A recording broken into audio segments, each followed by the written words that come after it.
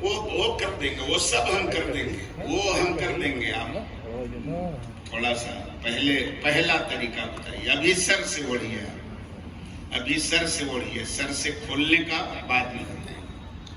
سر سے اوڑھ لیجئے. نیچے والا مین ہے جو وہ پہن کے بتا دیجئے. احرام کی لنگی میں گانٹھ نہیں باندھی جاتی، خالی لپیٹا جاتا ہے. ٹھیک ہے؟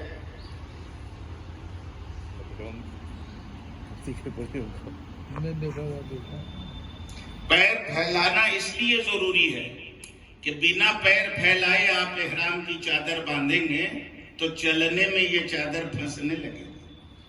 اس لیے پیر پھیلانا ضروری ہے.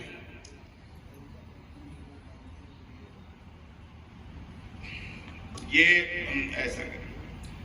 دیکھیے، جس طرح سے نماز میں بایاں ہاتھ نیچے ہوتا ہے، دایاں اوپر ہوتا ہے، احرام کی چادر میں بھی یہ بایاں والا حصہ نیچے رکھیے اور دایاں والا حصہ اوپر رکھیے.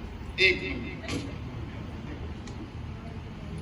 آپ خالی دیکھ لیجیے. مجھے اگر آپ کا جی چاہے دوسری طرح سے بھی خالی دیکھنا ہے آپ کو. پیر پھیلا کے یہ والا حصہ یہاں تک لائیے، ایک دم پہلو تک. پھر اس کو موڑ دیجئے. یہ بایاں حصہ دایاں حصہ بایاں حصے کے اوپر چلا گیا. پھر ایسے موڑ دیجئے اور پھر اس کو آپ یوں لپیٹ دیجئے. اب آپ کو چلنے میں کوئی دقت نہیں ہوگی. اتنا پیر پھیل رہا ہے میرا، چلنے میں کوئی دقت نہیں ہو. ایسے کھڑے ہو کے باندھ لیں گے تو دقت ہوگی. ٹھیک ہے؟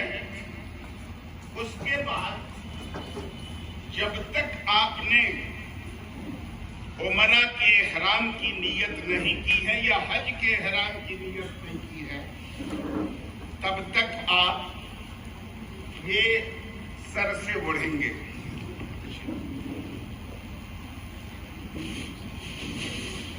سر سے اوڑھنے کے بعد احرام کی نیت کرنے کے لیے 2 رکعت نفلی نماز پڑھنا مسنون ہے. آپ 2 رکعت نفلی نماز پڑھیں گے. بہتر یہ ہے کہ پہلی رکعت میں سورہ فاتحہ کے بعد قل یا ایھا الکافرون اور دوسری رکعت میں سورہ فاتحہ کے بعد سورہ اخلاص یعنی قل ھو اللہ احد پڑھیں گے.